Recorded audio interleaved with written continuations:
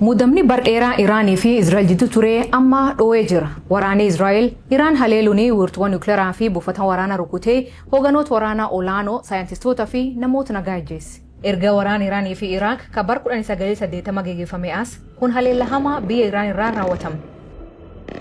Akka muummichi ministeera Israa'el Benjamin Netanyahu jedhutti ji'oota dabran keessa Teheraan yuureeniyaamii kuufachuun nukleera hojjechuu fi tarkaanfii fudhatee jedhe.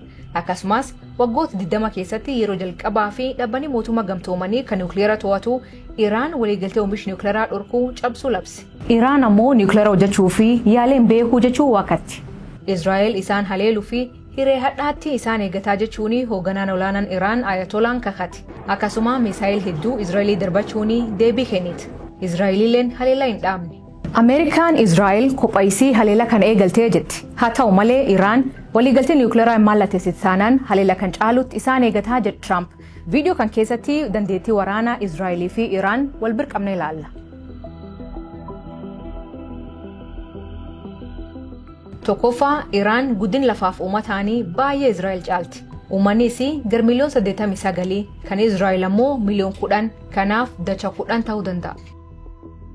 Loltoonni isaaniilleen akkanuma. Loltoonni Iraan kan Israa'el dacha 6 caala. Iraan keessatti loltoonni hojii jiran 1,600 yoo ta'an Israa'el ammoo 1,770 qabdee jedha dhaabbanni qorannoo tarsiimoo idil addunyaa. Dandeettii waraana isaanii xiinxaluuf garuu biyyoonni lamaanuu dandeettii ittisa isaanii kan dhoksan qabaachuu danda'u yaadedhirraa haa eegallu. Kanaan dur garuu mee baasii ittisa isaanii haa ilaallu. Akka dhaabbanni qorannoo nageenyaa Osloo argam jedhuuti Israa'el Iraan caal baajata ittisisiif baasii guddaa baasti. Kun waldhabdee uumamuu mal kamiyyuu keessatti olaantummaa qabaatu godha. Israa'el GDP keessaa harka 4 baajet waraanisiif ramadde. Iraan ammoo harka 2 qofa fayyadamte. Bara 2022 fi 2023 baajetaan ittisa Iraan $7 biliyoon ture. Kan Israa'el ammoo dachaan ol ture. Garnaannoo $19 biliyoon ture. Maallaqaan alaa mee eenyutu teknooloojiin olaantummaa qabu haa ilaallu. Akka dhaabbata qorannoo tarsiimoo idil addunyaatti Israa'el xiyyaarota waraanaa lolaaf qophaa'an 340 qabdi. Kunis haleela qilleensa sirrii ta'e irratti isaan gargaara. Xiyyaarota fageenya dheeraa rukutuu danda'anii fi xiyyaarota teknooloojii olaanaa qaban kanneen raadara jala miliquu danda'an akkasumas heelikoopteroota saffisaan haleela geggeessuu danda'an qabdi. Iraan ammoo maal qabdi? Akka dhaabbanni kun ibsuutti Iraan xiyyaara dandeettii waraanaa qaban 320 qabdi. Xiyyaaronni kunneen bara 1960moota keessa hojjetaman. Xiyyaaronni kunneen kan durii yoo ta'an agamitti balali'uu akka danda'u hin beekamu. Garuu wanti Israa'elii fi olaantummaa teknooloojii kennu sirni ittisa isaanii ka Iron Dome jedhamu. Iron Dome kunneen akka lafee dugda ittisa Israa'eliitti ilaalama. Misaa'ilaa fi diroonii Israa'el irraa dhukaafame hunda balleessuu dandeettii jedhan. Haa ta'u malee haleelam deemaa jiru kan keessatti misaa'ilota Iraan hunda dhaabuu hin dandeenye. Kanaaf magaalonni akka Tel Aviv, Jerusalemii fi Haifaan rukutaman. Walirra fageen biyyoota lamaan kana ilaalchisee waldhabdee kan keessatti Iron Dome baay'ee murteessaa. Israa'el Iraan irraa gar kiiloomeetira 2,100 fagaatti. Kanaaf malli Iraan Israa'el leeltuun inni jalqabaa misaa'ila. Sagantaa misaa'il Iraan baha jiddu galeessa keessatti isa guddaa jedhamee amanama.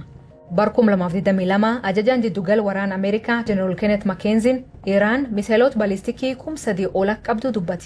Iraan erga waraan biyyoolaa isii Iraaq waliinii bara 1980-1988 gaggeeffameen as sirni misaa'ilaa fi diroonii irratti hojii bal'aa hojjette. Misaa'ilaa fi diroonii fageen gabaabaa fi dheerallee horatte. Akka xiinxaltoonni jedhanitti misaa'iloonni finciltoonni Huutii Saawud Areebiyaan haleelan Iraan keessatti oomishaman. Akka dhaabbanni qorannoo tarsiimoo ittisa idil addunyaa jedhuutti Israa'el biyyoota hedduutti misaa'il gurgurti. Haa ta'u malee akka xiinxalaan gaazexaa ittisa Biriteen Tim Riplin jedhuutti olaantummaan guddaan Israa'el humna qilleensaa fi meeshaa waraanaa ciccimoo qabaachuu. Kanaaf Iraan keessatti bakkeewwan ijoo ta'an irratti haleela qilleensaa geggeessuu dandeetti. Kanaaf Israa'el Iraan waliinii waraan lafirraan wal loluu ni ta'a jedhamee hin eegamu jedha. Tarsiimoon Israa'el qilleensi irraanii Iraan haleeluu akka ta'e dubbata. Israa'el nukleeraa qabdii jedhamee amanama. Garuu akka qabduuf kaan himuu hin barbaadu. Fakkeenyaaf gabaasni paarlaamaa Biriteen kan bara 2022 maxxanfame akka tilmaametti Israa'el nukleeraa akka 90 qabdi. Garuu ogeeyyiin idil addunyaa hedduun qabeenya yuureeniyaamii Iraan dabalaa dhufuun guddoo yaaddaan. Yuureeniyaamiin kunin sadarkaa meeshaa waraanaa oomishuuf barbaachisuutti dhiyaachaa jira jechuun biyyoota 35 kaboodii eejensii anniisaa atoomik idil addunyaa keessa jiran keessaa 19 yaada Ameerikaa, United Kingdom, Faransaayii fi Jarmaniin dhiyaate deeggaruu fi sagalee kennan. Ameerikaan kanaan dura waraan kanaa harka keessa hin qabu jettee waakkatti. Amma immoo lammiileen Iraan Teheraan gadhiisanii akka ba'an gaafachaa jirti.